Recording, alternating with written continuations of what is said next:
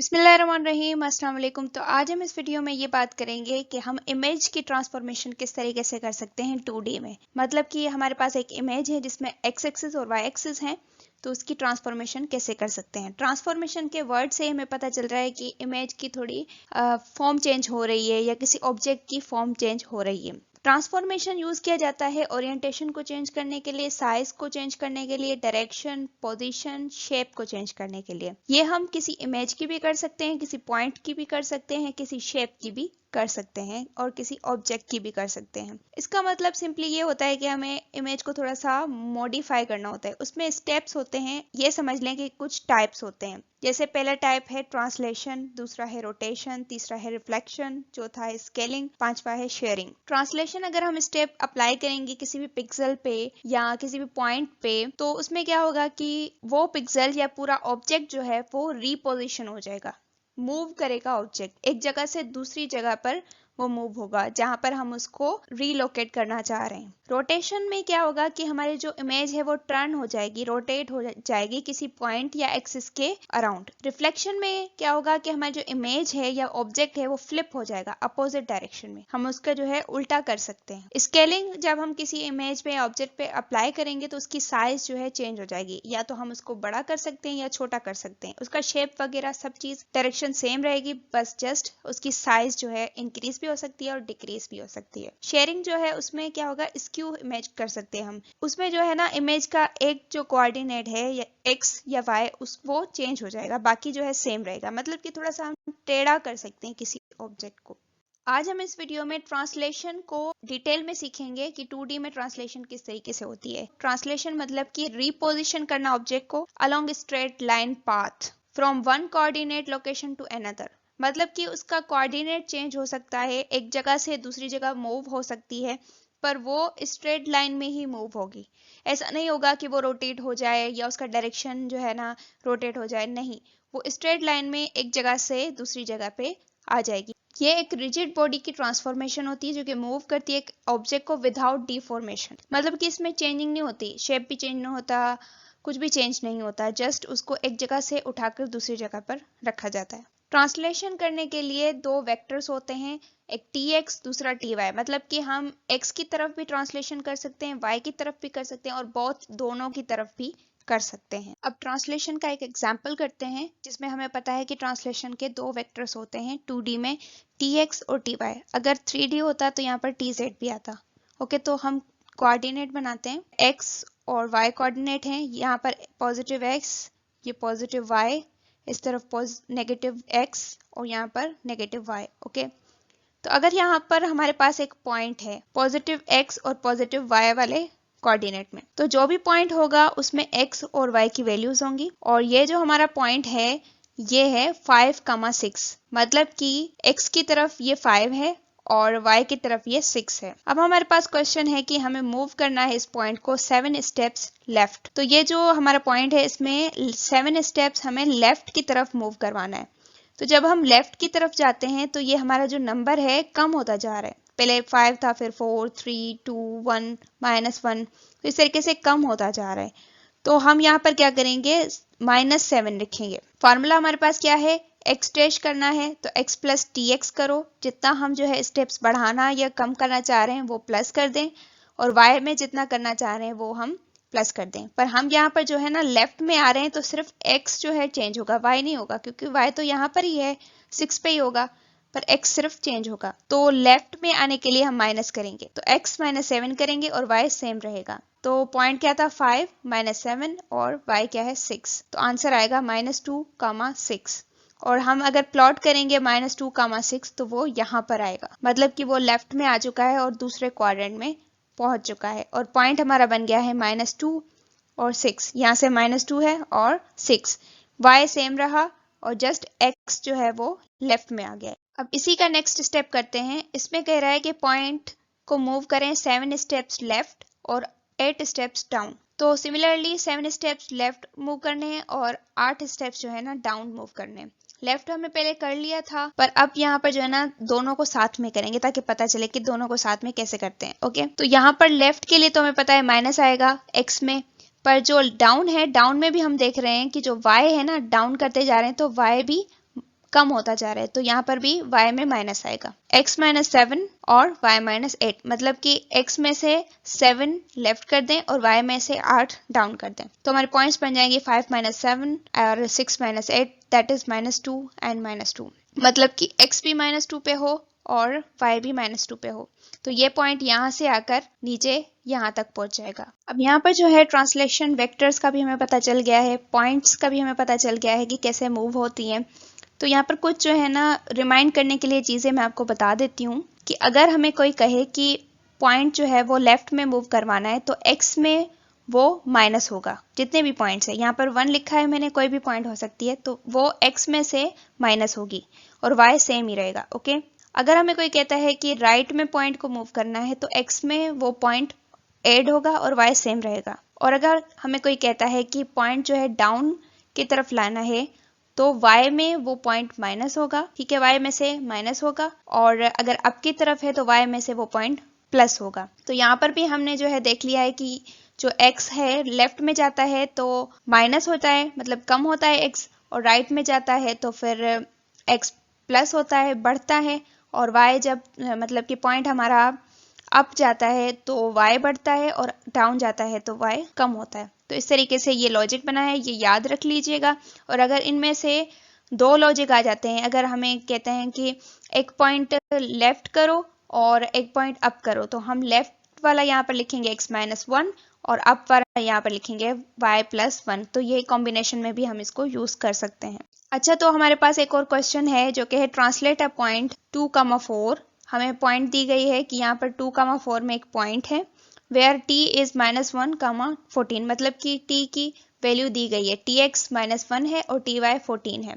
Find करना है p dash, मतलब कि न्यू पॉइंट फाइंड करना है कि कहाँ पर होगा। ठीक है, तो न्यू पॉइंट फाइंड करने के लिए फार्मूला ये भी है कि p प्लस t, जो हमारे पास एक्चुअल पॉइंट है उसको बस जो t है ट्रांसलेशन पॉइंट्स हैं उनसे प्लस कर दें, x को x के साथ और y को y के साथ। यहाँ पर हम पॉइंट लिख लेते हैं, p की पॉइंट्स क्या है 2,4 और t की है -1,14। अब जो है x को x के साथ प्लस करेंगे और y को y के साथ, तो 2 प्लस -1 4 प्लस 14, तो ये प्लस माइनस माइनस हो गया, तो 2 - 1 1 एंड 4 प्लस 14 जो है वो आ जाएगा 18। और यहाँ पर जो हमारी पॉइंट है ये 2,4 से जाकर 1,18 पे आ जाएगी, यहाँ से मूव होगी और 1,18 पे ट्रांसलेट हो जाएगी। अब हम एक और एग्जांपल करते हैं जो कि प्रॉपर क्वेश्चन है, ठीक है, जिसमें लिखा हुआ है कि translate a polygon with coordinates a 2,7, b 7,10 and c 10,2 by 3 units in x direction and 4 units in y direction। Okay, तो यहाँ पर हमें बताया जा रहा है कि tx जो है वो 3 है और ty जो है वो 4 है, और ये हमारी 3 पॉइंट्स हैं। तो सबसे पहले हम पॉइंट्स लिख लेते हैं, और पॉइंट जो होती है वो जनरल फॉर्म में x, y होती है, और यहाँ पर इस क्वेश्चन के मुताबिक पॉइंट की x के साथ 3 को ऐड करेंगे और पॉइंट की y के साथ 4 को ऐड करेंगे। ओके, अब अगर हम अपने कोऑर्डिनेट में पॉइंट्स को लिखें तो वो होंगी, फर्स्ट पॉइंट 2,7, मतलब कि x जो है उसका 2 होगा और y जो है 7 होगा। सेकेंड पॉइंट 7,10, मतलब कि उसका x 7 होगा और y जो है वो 10 होगा। थर्ड पॉइंट है 10,2, मतलब कि उसका x 10 होगा और y 2 होगा। अब इनको जो है ज्वाइन करेंगे तो हमारे पास एक पॉलीगॉन आ जाएगा। अब इसको ट्रांसलेट करना है, ठीक है, इस फॉर्मूला के तहत कि x में 3 प्लस करना है और y में 4। तो फर्स्ट पॉइंट जो है उसमें 2 + 3 और 7 + 4, तो ये बन जाएगी 5,11। सेकेंड पॉइंट जो है वो बन जाएगी 10,14। थर्ड पॉइंट जो है वो बन जाएगी 13,6। ओके, अब ये जो तीनों पॉइंट्स हैं इनको ड्रा करेंगे। यहाँ पर लिख लेते हैं तीनों पॉइंट्स को अलग से, और यहाँ पर जो है ये ड्रा हो जाएंगी।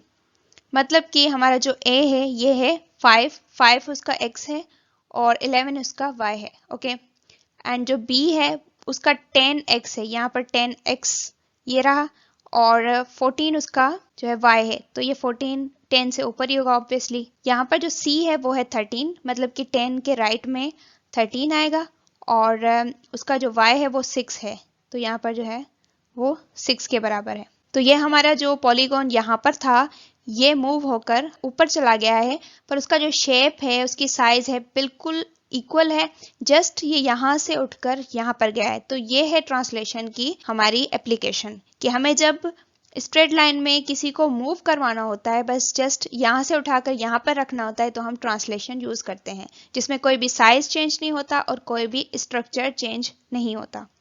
इसी सेम क्वेश्चन को करने का दूसरा तरीका भी है, जो कि मैट्रिक्स के फॉर्म में होता है। तो सबसे पहले हम ये पॉइंट्स लिख लेते हैं, A 2, 7, B 7, 10 एंड C 10, 2। अब इनको मिक्स करेंगे, इनको जो है ज्वाइन करेंगे तो पॉलीगॉन बन जाएगा। ओके, तो अब क्या करेंगे, मैट्रिक्स के फॉर्म में हमें इसको सॉल्व करना है, तो उसके लिए हमारे पास एक आइडेंटिटी मैट्रिक्स होता है ट्रांसलेशन का। सिंपल आइडेंटिटी मैट्रिक्स जो होता है वो होता है 1 0 0 0 1 0 0 0 1। तो यहाँ पर जो है लास्ट में फर्स्ट रो के tx आता है ट्रांसलेशन में, मतलब कि जितना हमें x में मूव करवाना है वो यहाँ पर लिखेंगे, और सेकंड रो के लास्ट में ty आता है, जितना हमें y में मूव करवाना है वो यहाँ पर लिखेंगे। ओके, मतलब कि यहाँ पर tx इक्वल टू 3 है, ty यहाँ पर 4 है इस क्वेश्चन में, तो हम यहाँ पर tx की जगह पर 3 और ty की जगह पर 4 लिखेंगे। और सॉल्व करने के लिए हमारे पास जो है मैट्रिक्स होगा, और ये मैट्रिक्स हमें जो वैल्यू देगा वो होंगी x डैश y डैश और यहाँ पर 1। मतलब कि यहाँ पर दो कोऑर्डिनेट्स हैं, z नहीं है, तो इसीलिए सिर्फ x डैश और y डैश। ओके, और यहाँ पर जो है हमारे पास मैट्रिक्स है, आइडेंटिटी मैट्रिक्स हम यहाँ पर लिखेंगे, जिसमें tx की जगह पर 3 और ty की जगह पर 4 लिखेंगे। उसको मल्टीप्लाई करेंगे एक और मैट्रिक्स से, जो कि इन सारी पॉइंट्स में से बना होगा, जिसमें फर्स्ट रो जो है वो x की होगी और सेकंड रो जो है वो y की होगी और थर्ड रो 1 होगी। तो मतलब कि जो तीनों पॉइंट्स में x हैं वो फर्स्ट रो में लिखेंगे, मतलब कि लाइन से, जैसे 2 7 10, और y में जो है वो तीनों पॉइंट्स में है 7 10 2, तो यहाँ पर लिखेंगे 7 10 2 और नीचे 1। अब क्या करेंगे, इन दोनों मैट्रिक्स को मल्टीप्लाई करेंगे, ये भी 3/3 का है, ये भी 3/3 का है, तो इन दोनों को मल्टीप्लाई करेंगे तो ये बन जाएगा 3/3 का रिजल्टेंट मैट्रिक्स। मेथड ये है मल्टीप्लाई करने का कि first row first column, first row second column, first row third column. Okay, मतलब कि फर्स्ट रो का जो 1 है उसको मल्टीप्लाई करेंगे 2 के साथ, तो 2 आ जाएगा, 0 multiply 7 0, 3 multiply 1 3। Okay, 1 multiply 7 7, 0 multiply 10 0, 3 multiply 1 3, 1 multiply 10 10, 0 multiply 2 0 और 3 मल्टीप्लाई 1 3। ओके, सेकंड जो रो है, अब इसकी बात करते हैं। Second row first column, second row second column, second row third column, मतलब कि जितनी भी रोज हैं उनको सारे कॉलम्स के साथ मल्टीप्लाई करना होगा और प्लस करेंगे। Okay, 0 multiply 2 0, 1 multiply 7 7, 4 multiply 1 4, 0 multiply 7 0, 1 multiply 10 10, 4 multiply 1 4, 0 multiply 10 0, 1 multiply 2 2 और 4 multiply 1 4, 0 multiply 2 0, 0 multiply 7 0, 1 multiply 1 1, 0 multiply 7 0, 0 multiply 10 0 and 1 multiply 1, 0 multiply 10 0, 0 multiply 2 0 and 1 multiply 1 1। अब इनको जो है प्लस करेंगे तो रिजल्टेंट आ जाएगा 2 plus 3 5, 7 plus 3 10, 10 plus 3 13, 7 plus 4 11, 10 plus 4 14, 2 plus 4 6 and 0 plus 1 1 plus 1 1 and 1। तो ये हमारे पास रिजल्टेंट मैट्रिक्स आ गया है। तो इसमें जो है फर्स्ट लाइन x की है और सेकंड लाइन जो है y की है। ओके, तो यहाँ पर जो है ना हर पॉइंट के x पर वो लिखेंगे और हर पॉइंट के y पर जो है सेकंड लाइन लिखेंगे। यहाँ पर 5a 10 b और 13 c का है, और ये 11 जो है वो a का y है, 14 जो है b का y है, 6 जो है c का y है। और यहाँ पर जो है ये पॉलीगॉन बन गया है इसके ऊपर, बिल्कुल ऊपर, और जिसमें पॉइंट्स जो हैं नेक्स्ट हैं, ये वाले पॉइंट्स हैं अपडेटेड पॉइंट्स हैं, और इसका शेप बिल्कुल सेम है, जस्ट इसको यहाँ से मूव करवाकर यहाँ पे लिया जा रहा है। तो ये था ट्रांसलेशन, और इस तरीके से हम बाकी 4 भी वीडियोस में सीखेंगे नेक्स्ट वीडियोस में। और अगर आपको हमारी ये वीडियो अच्छी लगी, समझ आई, तो इसे लाइक ज़रूर कीजिएगा, कमेंट करके बताइएगा कि ये वीडियो आपको समझ आई कि नहीं आई, और अगर अच्छी लगी तो अपने क्लासमेट्स के साथ शेयर ज़रूर कीजिएगा। Thank you very much for watching this video.